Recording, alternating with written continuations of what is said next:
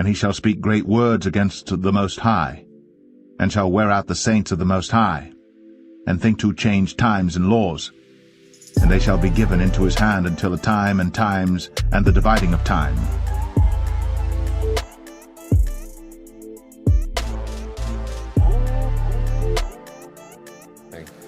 So, I think there's a role for regulators.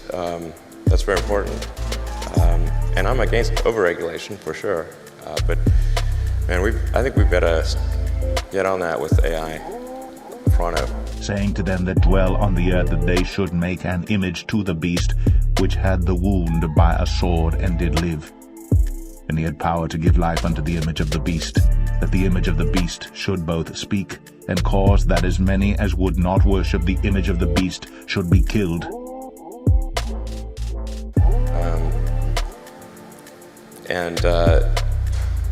So there'll certainly be a lot of job disruption. Because what's going to happen is robots will be able to do everything better than us. I'm including, all of us, Yeah, I'm not sure exactly what to do about this. This is really like the scariest problem to me, I'll tell you.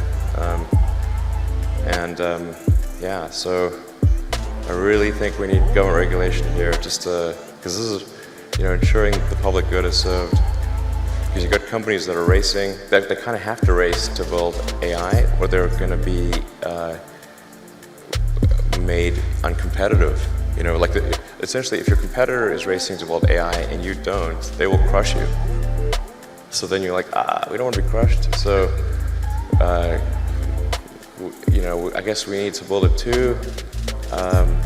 That's where you need the regulators to come in and say, hey guys, you all need to really, just pause and make sure this is safe. And when it's cool and and the regulators are convinced that it's safe to proceed, then you can go.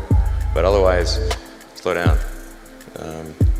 But you kind of need the regulators to do that for all the teams in the game. Otherwise the shareholders will be saying hey, why aren't you developing AI faster? Because your competitor is. I'm like, oh, okay, we better do that. Anyway, so it's there's something like 12% of jobs are transport. Transport will be one of the first things to go fully autonomous.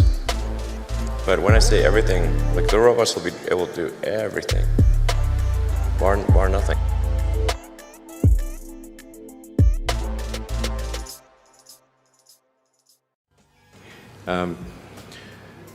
I hope we are out there on Mars and maybe beyond Mars, the moons of Jupiter. I hope we're traveling frequently throughout the solar system, perhaps preparing for missions to nearby star systems. Though thou exalt thyself as the eagle, and though thou set thy nest among the stars, thence will I bring thee down, saith the Lord. I think all of this is possible within 50 years. And I think that will be very exciting. And he doeth great wonders, so that he maketh fire come down from heaven on the earth in the sight of men, and deceiveth them that dwell on the earth by the means of those miracles which he had power to do in the sight of the beast.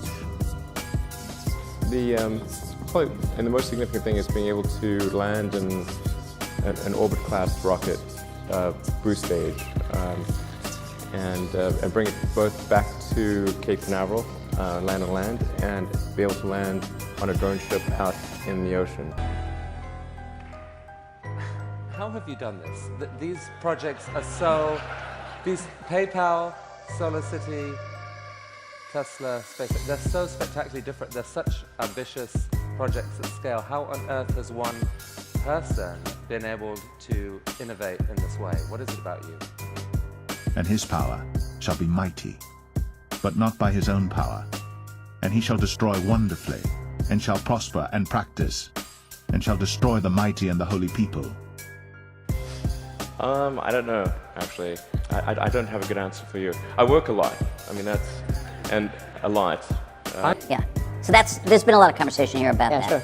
And you've staked out a slightly different position, so can you talk about that? Well, I mean, I think my sort of full position would require quite a long explanation. I mean, I am concerned about certain directions that AI could take that would be not good for the future. I think it'd be fair to say that like not all AI futures are benign, not all. Okay. And so if you have something, if we create some digital superintelligence that exceeds us in every way by a lot, it's very important that that be benign. And so actually with a few others, I created OpenAI, which is an AI. It's a non-profit actually. There's no. I think the governance structure here is important. I think I think it's to essentially. I think one of the solutions, the solution that seems maybe the best one, is to have an AI layer. If you think of like you've got your limbic system, a digital layer, sort of a third layer above the cortex, that could work well and symbiotically with you. I mean, just as your cortex works symbiotically with your limbic system, your sort of a third digital layer could work symbiotically with the rest. This is something that's surgically inserted or bred into the species, or what? The fundamental limitation is input-output. So we already have, we're already a cyborg. It's just that, I mean, you have a digital version of yourself or partial version of yourself online in the form of your emails and your social media and all the things that you do. And you have basically superpowers in that with your computer and your phone and the applications that are there. You have more power than the President of the United States had 20 years ago. So you can answer any question, you can video conference with anyone anywhere, you can send a message to millions of people instantly. You know, you just do incredible things. But the constraint is input-output. So we're I/O bound, particularly output bound. I mean, like your output level is so low. It's like, particularly on a phone, like your two thumbs just sort of tapping away. This is ridiculously slow. Our input is much better because we have a high bandwidth visual interface to the brain. Like our eyes take in a lot of data. So there's many orders of magnitude difference between input and output. So mostly, effectively merging in a symbiotic way with digital intelligence revolves around eliminating the I/O constraint. So it'd be some sort of direct cortical interface. And you called it a neural lace. Neural lace, yeah.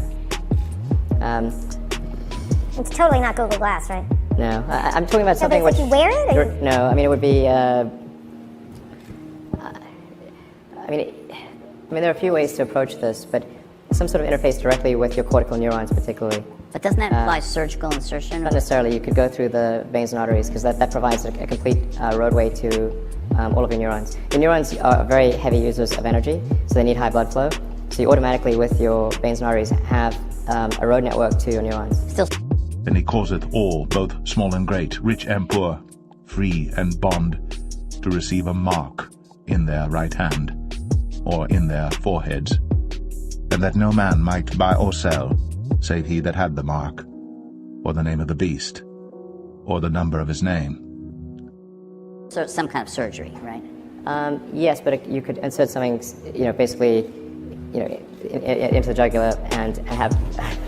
It gets macabre, but It sounds really easy and it doesn't involve. risk-free. It doesn't involve, like chopping your skull off or anything like that. good. Yeah. And plus, you're not a house cat anymore, right? Not a house cat. So, Right. I mean, essentially, if we can figure out how to establish a high bandwidth neural interface With ourselves. with your digital self, effectively, then you're no longer a house cat.